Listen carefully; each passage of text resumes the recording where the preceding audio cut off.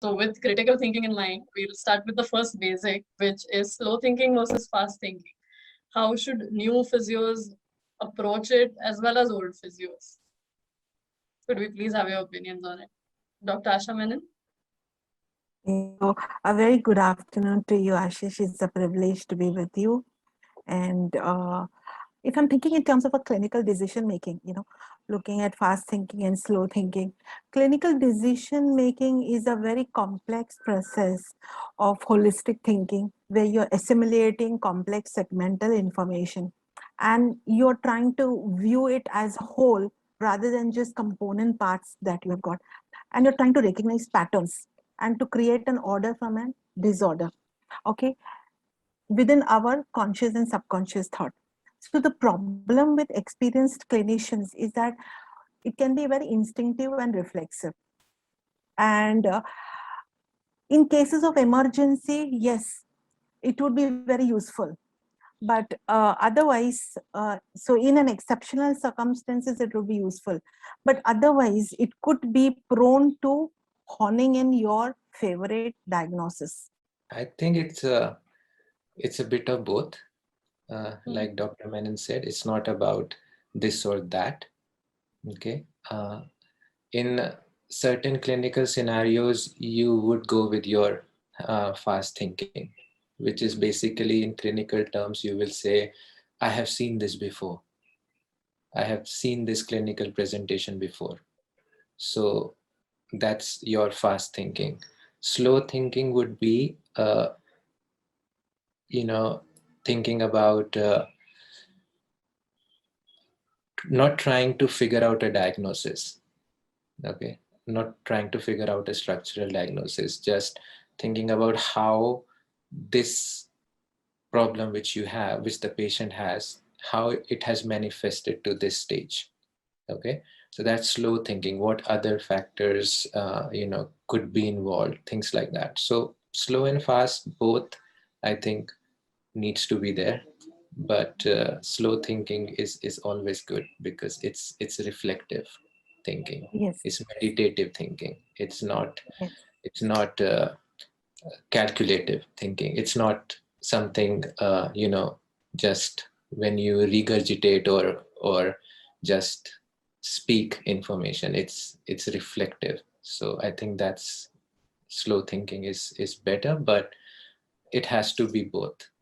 It's like you have a car and you are driving it. So car is slow thinking, you are fast thinker, so it has to be a balance. Okay, perfect.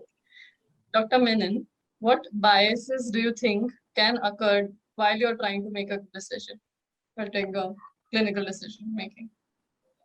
right. So, we clinicians are also subject to the same errors of thinking that could virtually affect all people.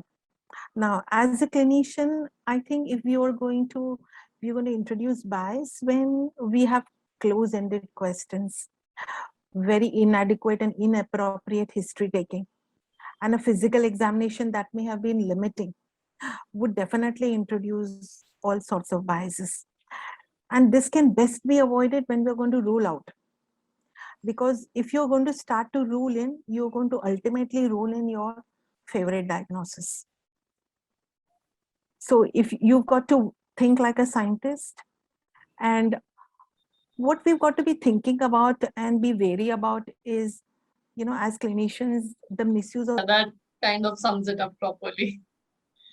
Okay, Dr. Ashish, Yeah. we have so many fancy accessories. We've got cups, we've got tapes, and what is it that makes all of these such an attractive thing for us physios? What makes it so appealing? There are so many debates, like, what you should take, K-taping or manual therapy or dry needling.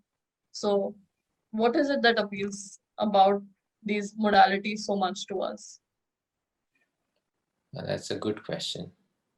Uh, okay, so I think we chase certainty in our practice. Uh, so I think this the conformity which we have been taught in our profession, in our colleges. We are always taught, like, these are the facts, these are the hard facts, you read this. That's how not just physio, the whole medical education is like that. Okay, you are told facts, anatomy, physiology, things like that. And we are always chasing certainty in practice.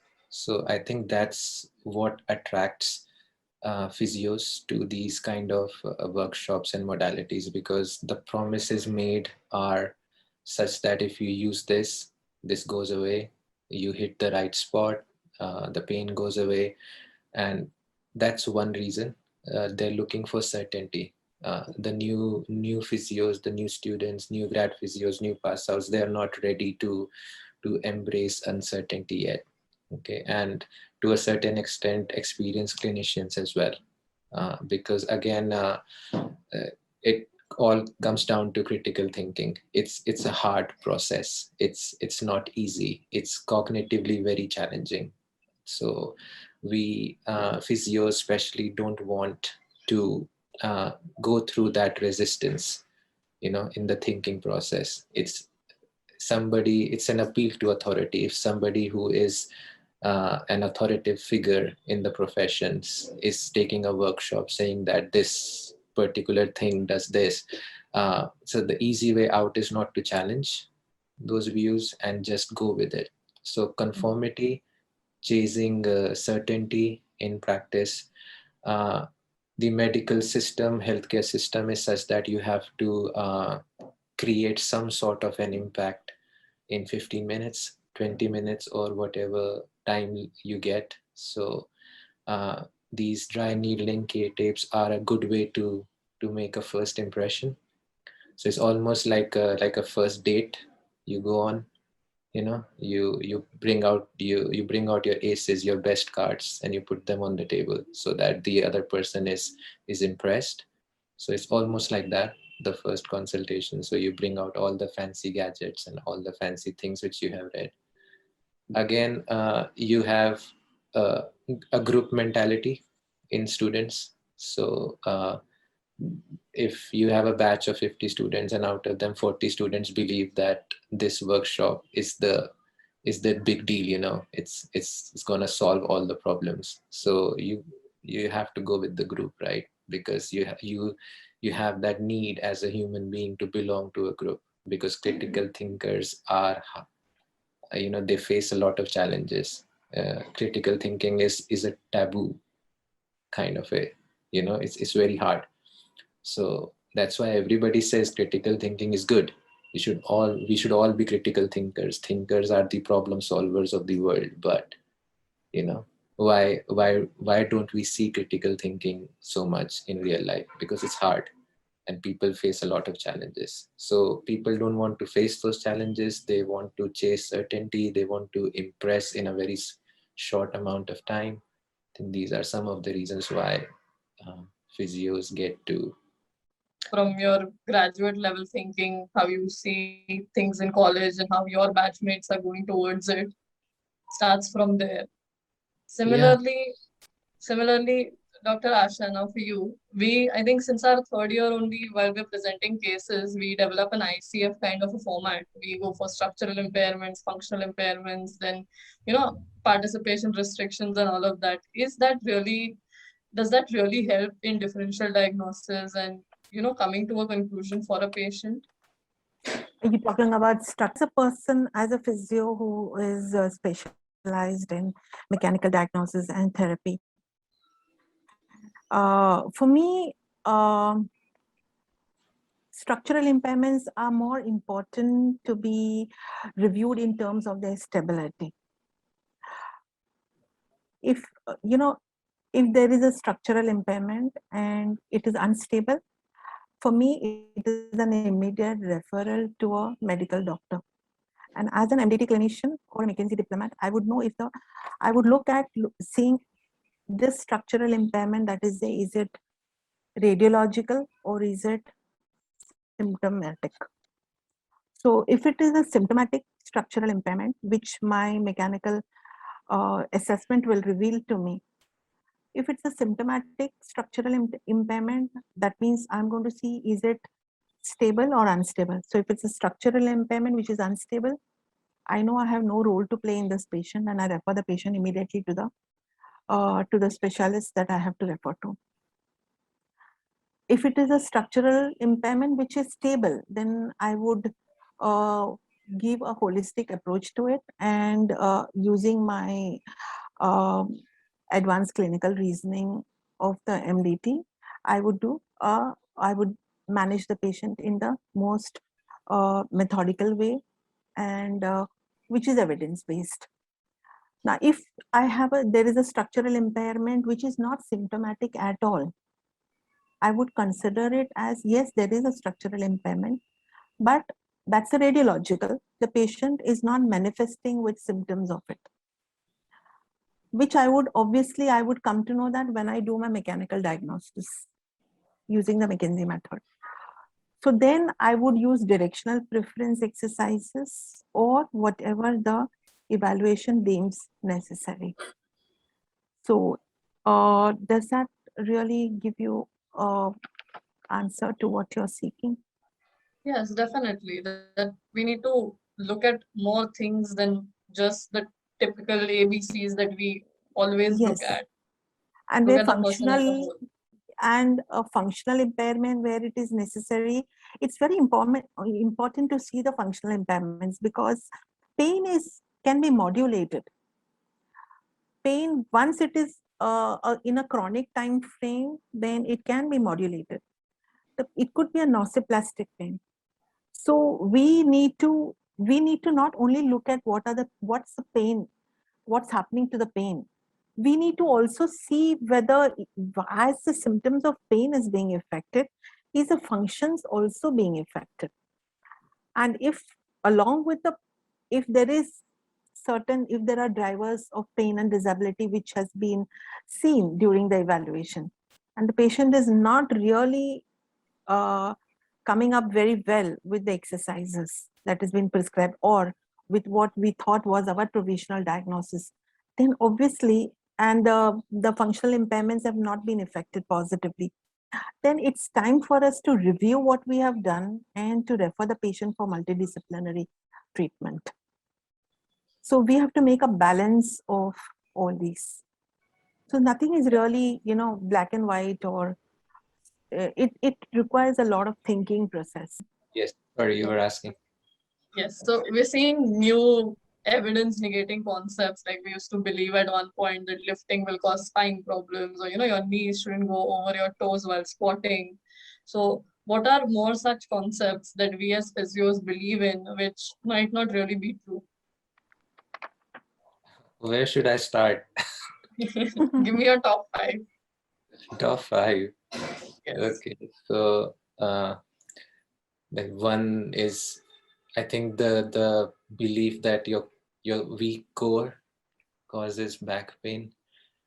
I think that's one of the ones which make me cringe a lot. I think that needs to be up there in the top 5. Again, running is bad for your knees. That's another one which kind of grinds my gears. Lifting heavy things is bad for women. That's really, I've heard so many times in gyms and things. I've seen so many personal trainers in these big chains of gyms just making ladies do cardio and light dumbbells, 2 kg, 3 kg. It's just ridiculous, so that's there. What else? The myth of overpronation. Overpronation causes knee injuries, knee valgus. Your exercise needs to be a perfect form. What else? You should not load. You should not load dysfunctional patterns, movement patterns. All this concept of functional and dysfunctional movement patterns. Your pelvis is out of alignment. There are so many There's so many. It's Absolutely. really sad. It's funny but sad. Sad but true too. It Because is. yeah. I have heard of a very, very strange thing. Running causes tightness. Yeah. Yeah. I It's don't know. bad for your I should blood. I Yeah. laugh? Yeah. It causes, I've heard my muscles can get tight because I'm a runner. Or somebody saying because you're running and because you're doing so many marathons, that's why you've got all these tightnesses. Yeah. And things like stretching prevents injuries. So many beliefs which have been around for so long. These are not, you mentioned that these are new concepts. These are not new concepts. These have been around for a long time. Since the 90s they have published papers on these. It's just that it's what we coming back to critical thinking and confirmation biases.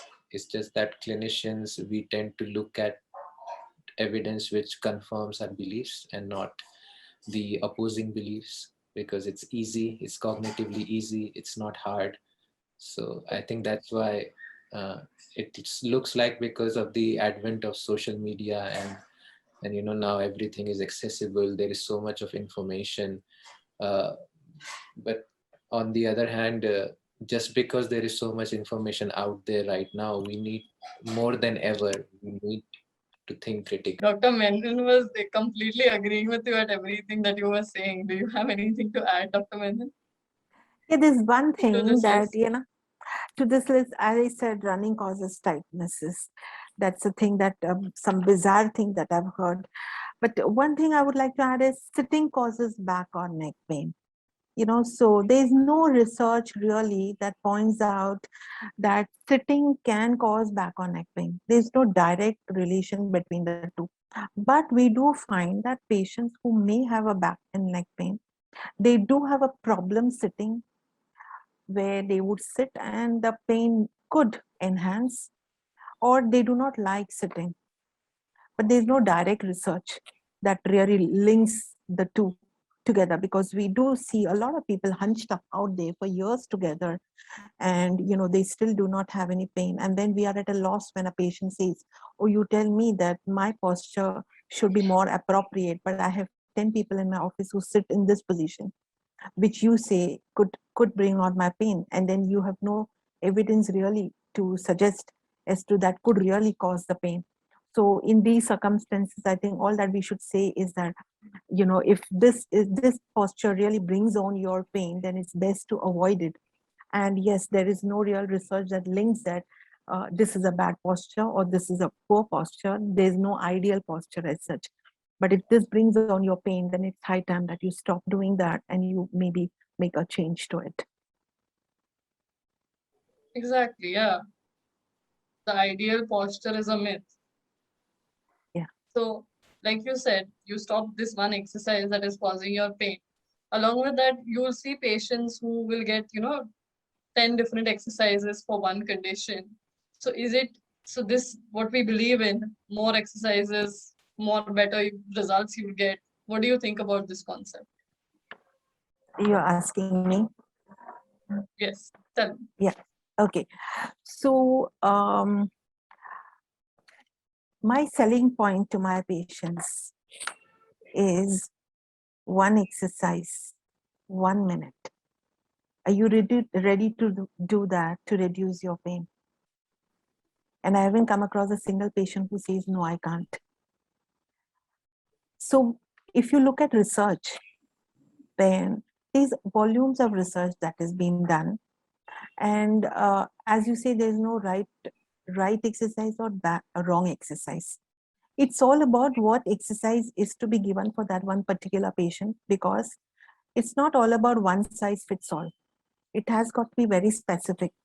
So for one patient, maybe you need to get that patient functional, and hence you need multiple exercises. But if you were to see research, if you were to see systemic reviews, you've seen that majority of the patients, about 78 to 80% of patients who attend our OPD clinics could have a directional preference to their movement.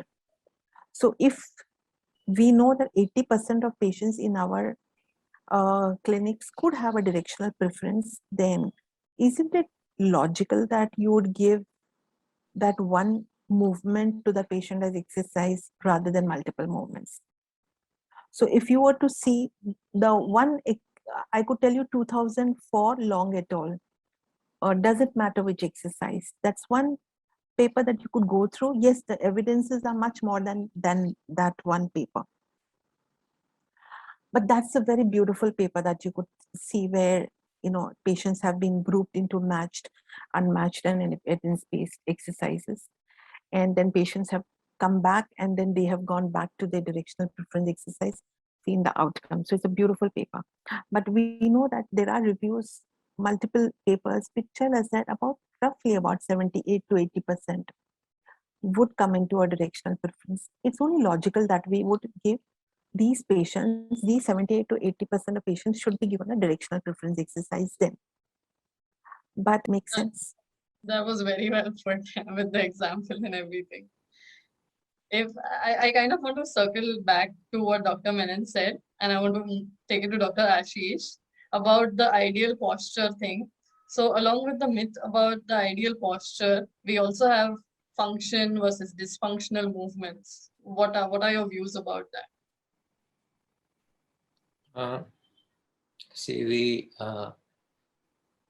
I don't know what makes us think that we can, from our naked eye, identify a function and classify it as dysfunctional, because there is very little evidence to no evidence to say that a certain movement is dysfunctional. Okay. If you read the dynamic system theory of movement, you have three things, right? A movement is accomplished. It has three components: the individual, the task, and the environment, right?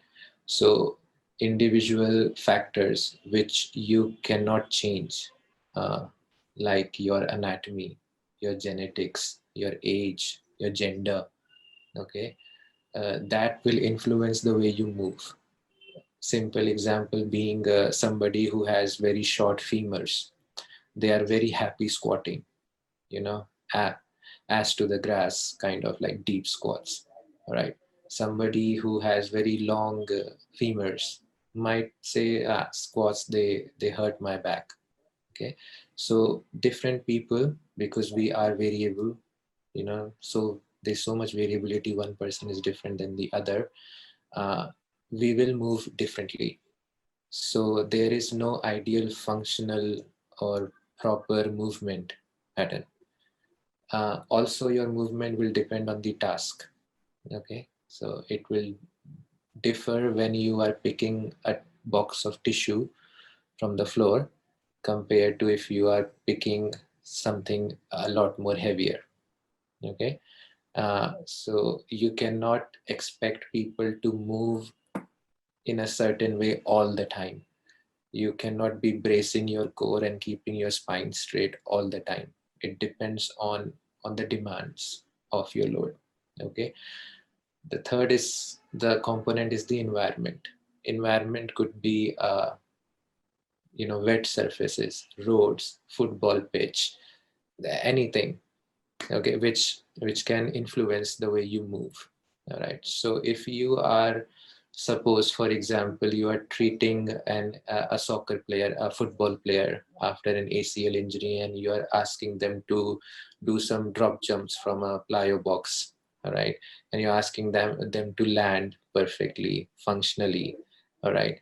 And then you are telling them, okay, this is dysfunctional. This is, you should be bending your knee this much, landing on your, now those are false environments. Okay, it's never like that in real sport. Imagine, heavy Mumbai rain, and you are playing in a football ground with like 11 opponents around you, trying to make a header with the ball. And are you going to land the same way? So you cannot actually, it's very, I think, from the part of physios, it's very condescending. It's very, it's I don't know the word, that we believe that we can pinpoint dysfunctions. or we are movement experts, and we can identify things. Now tell these dysfunctions to the Paralympic athletes, you know. So are you telling them they shouldn't load, they shouldn't strengthen?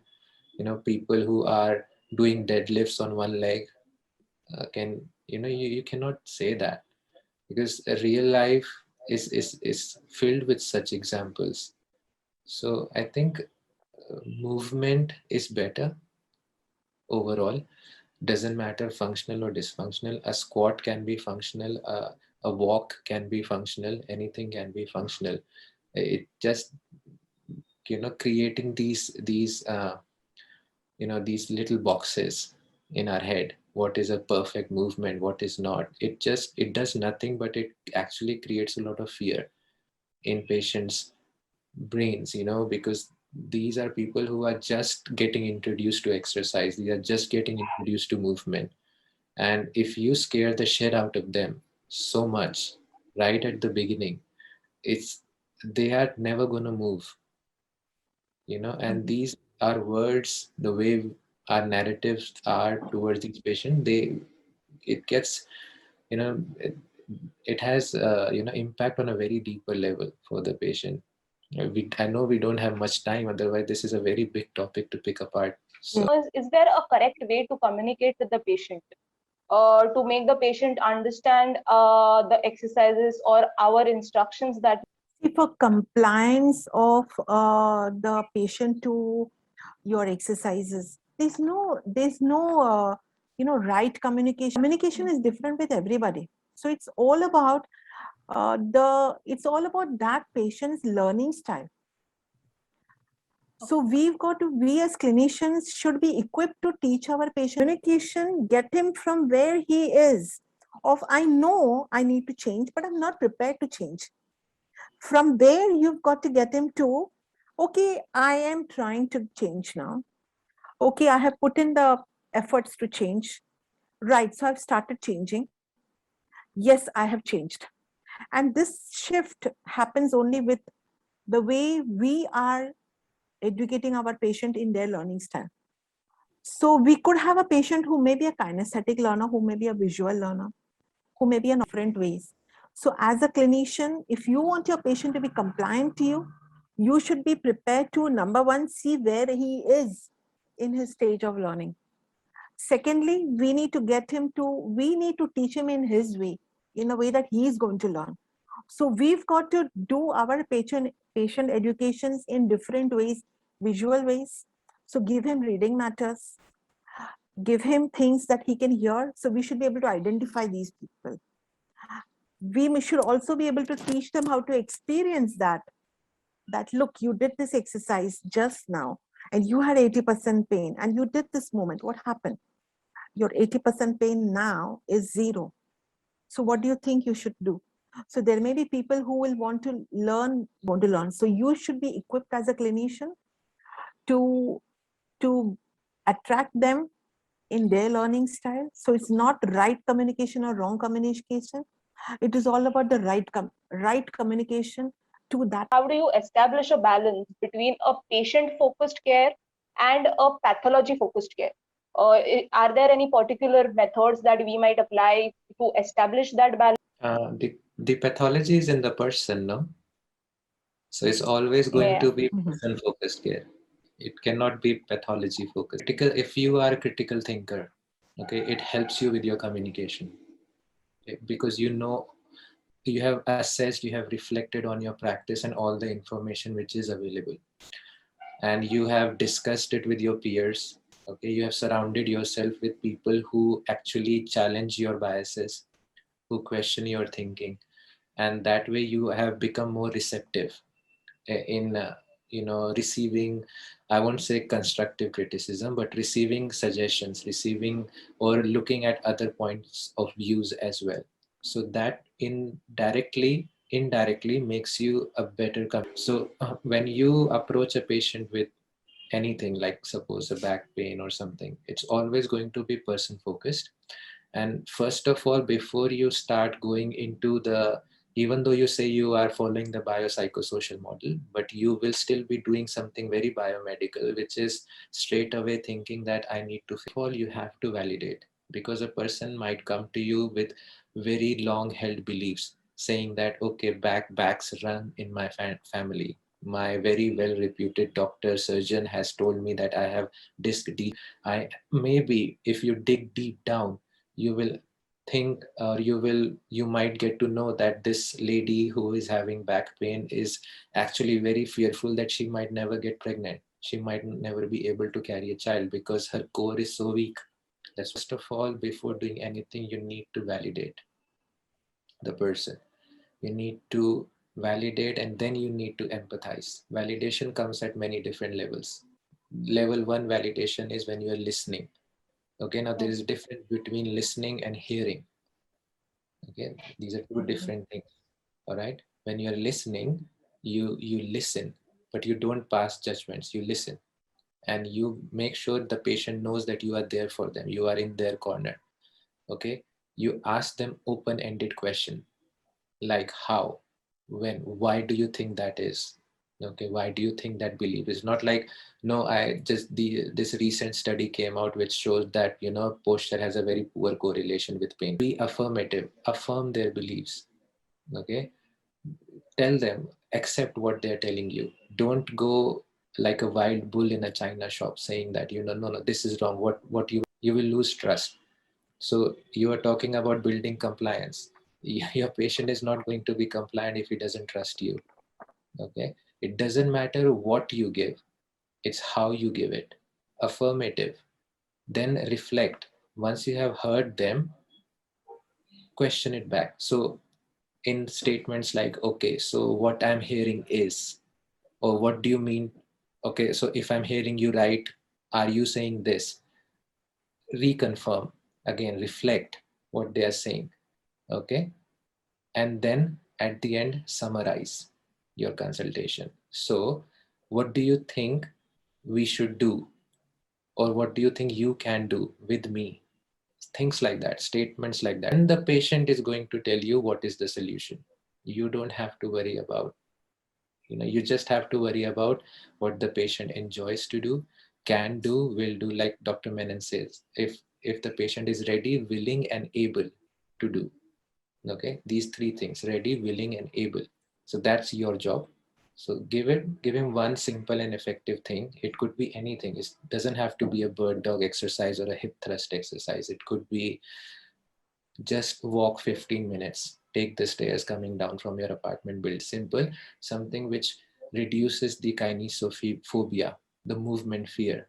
Okay, something which makes the person trust you, then only is going to come back. He or she is going to come back to you. When you critically think, take in all the evidence, your communication tends. A lot of times in our clinics, we don't actually have time of evaluating a patient one-on-one or prescribing a tailor-made management. How does this impact the physio profession per se, and how does this impact the relationship that the physiotherapists have with the patient and as well as with the To what is the definition of physiotherapy according to our state councils, right? It very clearly tells that this is a very mature profession where we are very independent thinkers, and we have the capacity in us and the academic qualification in us to take on a patient, evaluate the patient, know when we need to refer the patient, know what is the physiotherapeutic treatment that we've got to give. There is no way that you can adhere to the definition of physiotherapy when you are taking on 10 patients and you are the only physio around there. Even if you're taking 3 patients, you cannot do justice to anybody. Because I think number one, the Indian patients deserve as good a method of treatment as anybody around the world. So if an orthopedic physiotherapist around the world is doing a 1:1 evaluation and treatment, why shouldn't a patient in India deserve it? Now, secondly, if you're thinking or you're giving an excuse that, oh, we have too many patients, we have a huge population. Then we have a huge population, but we also have a huge population of physiotherapists. So it balances. Got a 1 week back pain. It's not a life-threatening emergency at all. So if you're already seeing a patient, you can always give the patient an appointment. And once again, we have researches around 3 decades that points out, right from 1987 Spitzer et al., which very clearly indicates and suggests that we must make the patients actively participate in the patient, because we are dealing with very episodic disorders. We must teach these patients to empower them, going to get them dependent on us. So often we have these 10 people attending our clinics and they don't need to. All they may need to come is one day, and they may need to come after they've done their job, after a few days or a week. Our veterans have coined a beautiful definition of physiotherapy. So why shouldn't we abide by that definition? Yeah, it's a tricky, there's no straight answer to this question. I don't think so. The profession is the problem. It's in danger. I think it's the practitioner. If you look at the bigger picture, you are dealing with burnouts then very soon if this continues to happen. And the more unsatisfied physio population we have in our country, that's going to be a major, and burnout is never good for personal health and for the whole physio pop might not see the effect straight away. And yes, Shannon makes a good point that it's not fair to the patients. You might be doing harm, but again, on the other hand, you can see a patient for an hour and still do harm if you are not. So it again, there's no straight answer to this, but yes, if you look at burnout, because I think that's going to be a major problem for physios, and that's what kind of discourages new grad physios to either leave the profession, because there's so many who in one point of their lives have thought of leaving the profession. So I think that's a bigger issue rather than because I don't think so physio only does that. A lot of medical professions or branches do that.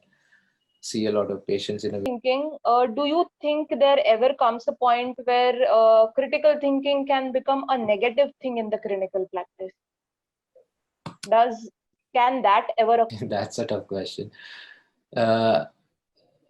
No, because see, critical thinking needs to be there, but it should not. It allows you and not be like something called as paralysis by analysis.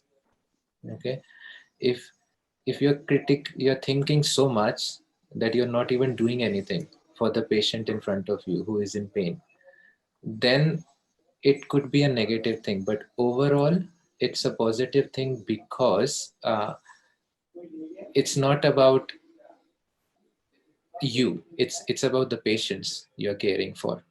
If they deserve the best care, then you need to do critical thinking. You need to think critically. Okay, so it's all about the patients. So yes, it should allow us. It should not, stop us by just we see this many times in clinical practice that we are so hell bent towards evidence that we forget the other two pillars of evidence-based medicine, right? So one is the patient experience, what the patient brings to the table. One is your experience as a clinician, and one is what the research says. So these are these three pillars. Okay, you need, if you want to be known as an evidence-based practitioner, you need to work on these three pillars, right? You need to work on that experience pillar as well. You need to gain that experience, and experience comes when you think critically, but also are open to other possibilities as well, such as you are dealing with a human. They will not always conform to what you think is right. Yeah. So it's overall a good thing. I I like critical thinking because it it's very meditative, it's reflective, but it's also about knowing the fact that science and evidence, it's about constantly crossing gaps, bridges, constantly crossing chasms. You are here, but you could be wrong. So it's always about continually evolve. Critical thinking is necessary. Okay, but we should also be careful that it's not leading to a paralysis, that we are not doing anything to help. Yeah, as I agree quite a bit to what Dr. Ashish has to say. And I think, we become very reflective when we are going to be, critically thinking. So when you are, even there is newer informations that come through, you have got to look at it with a critical appraisal, not accept everything that comes in print as a gospel truth. So you've got to think about it. You've got to look at, in terms of the entire information that's come through a research paper. Look at it with a critical appraisal, and then see what do you think about it in terms of applying it within your society. So often, yes, uh, we do say that we must have research which has got external validity. So that means it should be something, it should be any treatment method should be applicable to all populations. But that's not what happens many times. So we've got to look at it in a larger perspective. And yes, clinical practice patterns are going to change when newer informations come in, and we have to reflect, we have to think about it. If something is right, we've got to embrace it and go beyond your comfort. Yeah, as I agree quite a bit to what Dr. Ashish has to say. And I think, it's we become very reflective when we are going to be, critically thinking. So when you are even there is newer informations that come through, you have got to look at it with a critical appraisal, not accept everything that comes in print as a gospel truth. So you've got to think about it. You've got to look at, in terms of the entire information that's come through a research paper. Look at it with a critical appraisal, and then see what do you think about it in terms of applying it within your society. So often, yes, uh, we do say that we must have research which has got external validity. So that means it should be something, it should be any treatment method should be applicable to all populations. But that's not what happens many times.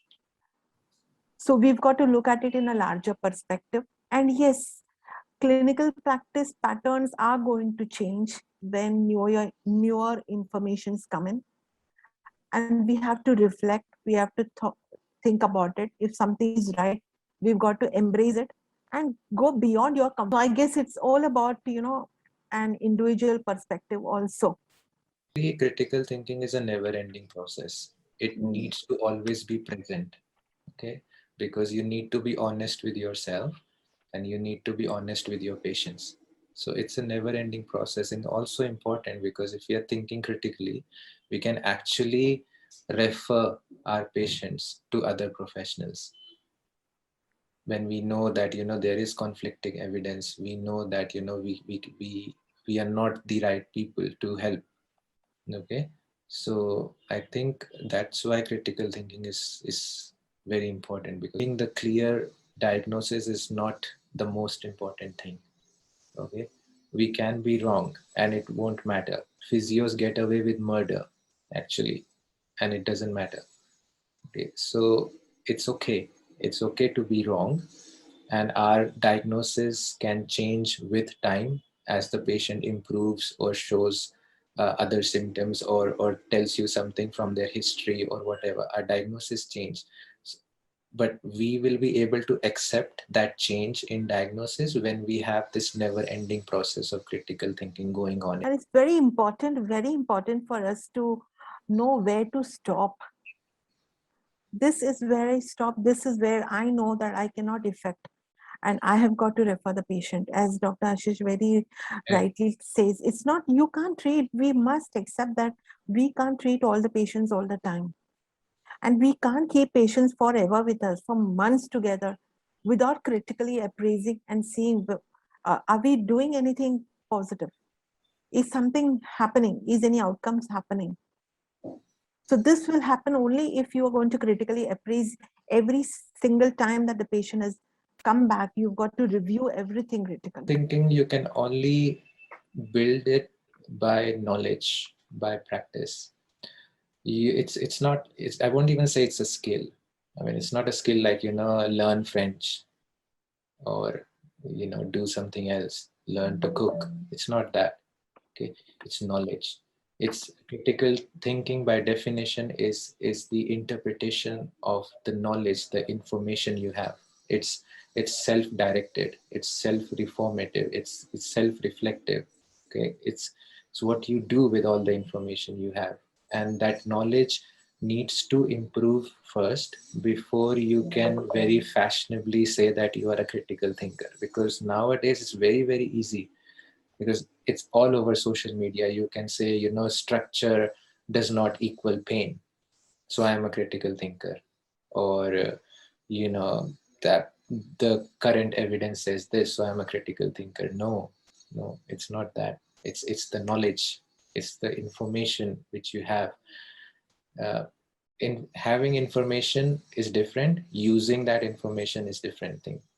So, it's a never-ending process. It takes a long time. I'm still trying to develop critical thinking. It's not there yet, but it happens. Why do you think if the EBP is, if the patient is getting a response, yeah, obviously that response is not that may be just a placebo, or it may be how do we justify that question कि no, EBP करना चाहिए, even if there's no evidence for needling, there's no evidence for taping, but still it's giving effects, it's still making the patient happy because they are happy with the extras. I just, if any one of you could just give us. When you say that a patient gets better, once again we are looking at, as he said, if you're looking at pain, it is modulated. Okay, number one. You got to also look at functions. Is the functions getting better? Now, the most important thing is if you say that your patient has got better, is it short-term betterment or long-term betterment? Has he gone back to doing every single thing he was doing before the onset of pain?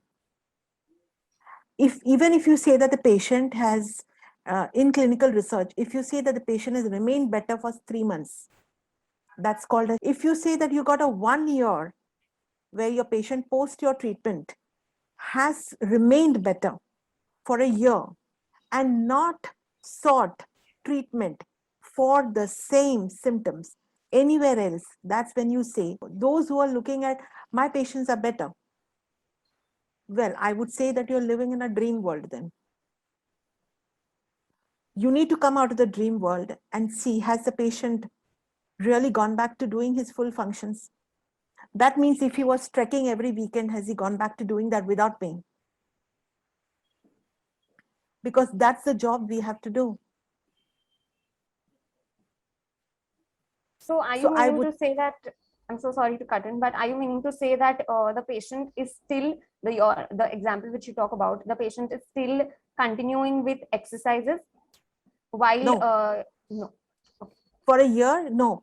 It is where you followed up the patient for a year, no, for the sake of understanding whether he is better. So the patient is not being post your discharge. When you say that patient has got better and you discharge the patient, post your discharge, he's got to be 0 on symptomatics and the functional scales. He's got to be completely fully functional, and he's got to remain in that status. If you have got a 1-year follow-up and the patient has not sought treatment again anywhere else for the same thing, that's when you can say that you, whatever you have given, it all depends upon the patient's perception of what is better. The patient might perceive that my neck pain is a lot better, and I think that the treatment you gave me today is a lot better. But you critically analyze what you have done, and you ask the patient further more questions as to what all is better. And you might probably end up understanding that the patient's distal symptoms have got worse. But it's the patient's perception that my neck is better and I'm a lot better. But as a clinician, as a medical professional, if your proximal pain has reduced, but your distal symptoms have increased, you have only worsened the patient. So you have only asked the patient, he has told you something about his perception, and you live in a dream world that your treatment has given the optimal. Now, I just want to say this is what I meant by when I was talking about burnout. You know, the frustration which the new grad physios have in our country. That's the bigger picture we need to see. All these busting myths on social media, and they get you the likes, they get you the followers. Yes. But we do tend to fall into something of a social media echo chamber, where what we are where what we are putting out is only falling in on the ears of clinicians. Okay, so we all know that, you know, bending the spine is okay, and knees over toes is okay, but is that making the real? So talking about evidence-based medicine, and should we do what the patients want us to do? Now, actually, evidence-based medicine is something which is created by humans. Okay, and like everything which is created by humans, it has earlier model of evidence-based medicine was the stool model. So you have a stool, we have 3 pillars. The best available evidence is 1, 2 is your patient's experiences, and 3rd is your own experience as a clinician and what you bring to the table. And that actually created a very grotesque picture of evidence-based medicine over time. Okay, the better way of looking at evidence-based medicine is like a funnel. Okay, so you have the best available evidence at the top. Okay, so the patient experiences and what your clinical experiences, that's the second layer of the filter, and the last layer of the filter is the patient. Okay, so whatever the patient is getting is coming through these filters. Okay, so if we talk about the first layer, which is your evidence-based medicine, the best available evidence filter. Yeah, so you have these, you must have seen that pyramid of evidence, right? You have the case control study at the bottom, the systemic reviews and meta-analysis at the top. That's your best available evidence. Now, one thing you need to be careful is that don't just read evidence which confirms your beliefs. Okay, that's one thing. All right, then you come to the second, which is your clinical experience. Okay, what you see in the clinic. All right, and how, again, it's the lowest form of evidence, but it has to go through that filter. And what the patient gets at the end is the best available evidence. It's what you have seen, and then that's what the patient gets at the end.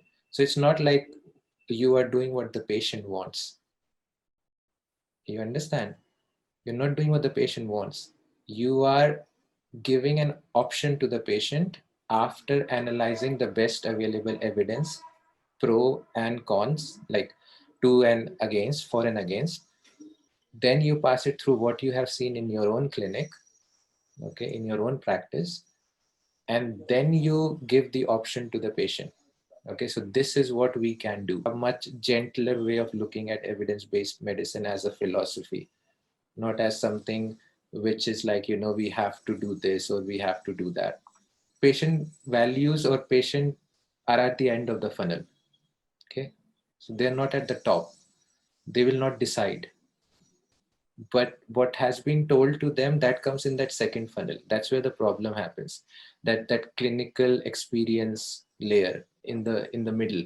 That's where whatever narratives is being told to the patient, then the patient is going to say at the end, like, you know, I've heard this, or you told me this, so should I do this? And is not born with preferences. It's not like they're going to come into your clinic and straight away tell you, okay, do this to me. कहीं ना कहीं, कभी ना कभी, किसी ना किसी से they must have heard it. Make sure that your evidence-based medicine funnel is working properly. So you're filtering everything out and then giving an option to the patient. At the end of your question, when I say evidence-based medicine, okay, I use this term, evidence-based medicine. What is the first image that comes into your head? First image comes, there are 1,000 articles where the physio goes back home and reads those articles, and he is coming back to clinic and listening to the patient and trying to get some part of it in his rehab. That is what a basic So picture I have. So research is your. What about Nirja? What's your first picture when you No, hear that's evidence-based? That's exactly the same thing. The PubMed homepage just comes. It's not. It's a combination of evidence plus we can do so much better. Can do so much better because this is something created by humans. It has errors. It has its fallacies and things.